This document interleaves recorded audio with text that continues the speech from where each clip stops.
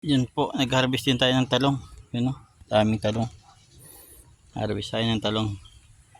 At sayang at gugulang lamang sa ano. Sarap mamitas.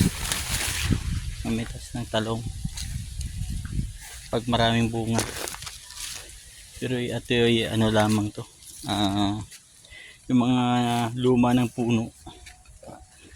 Nakarang taon pa itong mga puno. Nung naulan na, nagkaroon siya ng ano, ng bagong bulaklak, bagong bunga. Kaya yun. Nakuha natin mga 2, 4, mga ano, mga 8 pirasong talong. Nakuha natin ang haba ng talong. Ay, nalaglag pang isa. Kailang. Kuha, laglag. Ang haba ng talong, oh. Diba? Mainit. Ito yung hapon na ulan. Sa araw naman, sa umaga na init. Tapos ang lakas ng kulog ay kidlat.